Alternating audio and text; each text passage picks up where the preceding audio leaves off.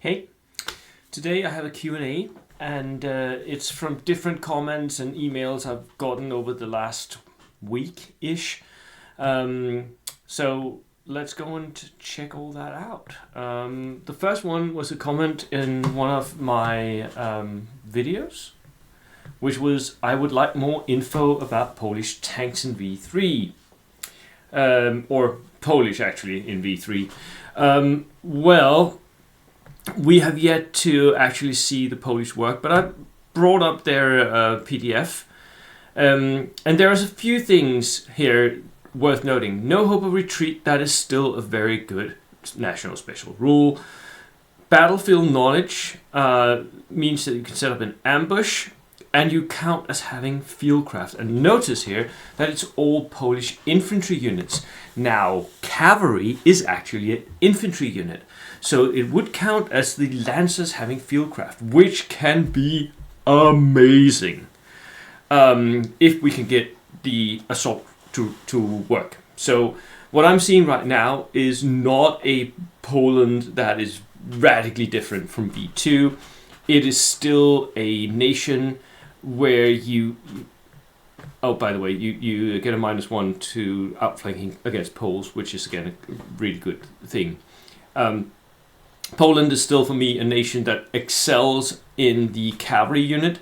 That is where the good things are. But now they can be supported by hordes of medium machine guns, anti-tank rifles, light mortars, as everyone else can as well, by the way. The howitzers, not especially great, but not especially bad either. Anti-tank guns, no one buys those for obvious reasons. They're not typically worth the points. AA guns, worth the points, especially 35 points for a regular one. That is very, very cheap with a 360-degree arc. So you have quite a good range of options there.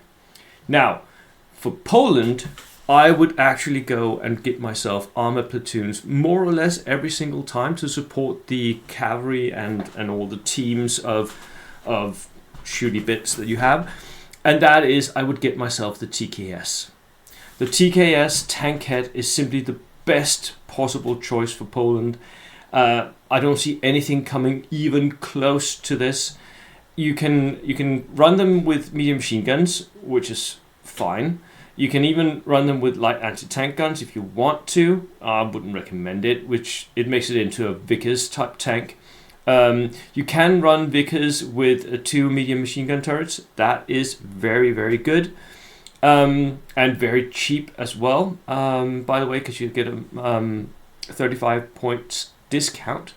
So, but otherwise, the TKS with the 20-point upgrade for the light autocannon, definitely where it's at.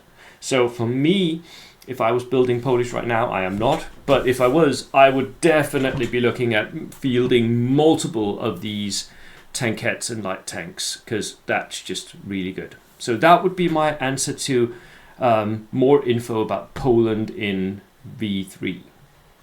Then Dario sent me a message about a day ago. Never fired smoke. Is it even worth it?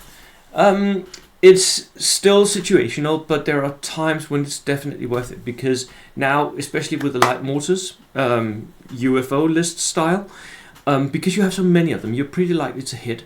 And now you have a 3-inch template of smoke that is obscuring, so it's line of sight blocking. So you can create your own cover if you need to move up, and you can't because there's that one unit of a light autocannon sitting there in ambush, and you can't move past it. Create your own cover, but you need to do it quite quickly, quite early on. So smoke is very, very worth it against gunline armies. Against other armies, maybe less so. So, yeah. The rest of this comment is mostly about the list I was reviewing for the video. That was the comment that was sent in. And then we have another one here. My friend and I were talking about mortar spam recently. Looking at your list, no observers or spotters. Or didn't you just go into that much detail? You can't buy spotters for light mortars. You could potentially get them for other stuff, but for the UFO list, no, you don't need it. You need to go as cheap as possible, as many autodice as possible. And for me, I know Warlord Games haven't fact this yet, but I would say that light mortars couldn't even use spotters because they couldn't in V2. They have no option of buying spotters. For me, personally, I don't think any unit that can't buy a spotter should be able to use a spotter. So that's just one of my pet peeves here about the rules right now. So no, I'm not using spotters for my light mortars. Why would I? I want them to maneuver, I want them to move up, and I want them to not use those spotters, because the spotters are just extra points, and I want to spend every single point on something that gives me order dice. Because it's the order dice, it's the amount of stuff that wins the game, not whether or not I'm hiding my mortars. I'm buying them inexperienced as they're not, as they aren't going to move and shoot. Well, yes, they absolutely are. They are going to move and shoot. That is exactly what they do. Because I'm not getting the -1 penalty for being inexperienced. I'm not getting the -1 penalty for being moving and shooting. So inexperienced light mortars definitely moving and shooting as often as possible. Sometimes I'll sit them someplace and just start zeroing in against an enemy artillery piece. But most of the time, I'm absolutely moving and shooting. Then we had this comment here. There's a player who told me about the game, but the real questions are here. During the game, some discussions came up over issues. What happens if a mortar is pinned? Well, you take a morale test or an order test in order to activate it next time, and that's it. That's all that happens. If it's pinned, it doesn't get a -1 to hit, because it's zeroing in. Zeroing in is not a direct hit roll. It is not affected by pins. What happens if if the team loses a guy?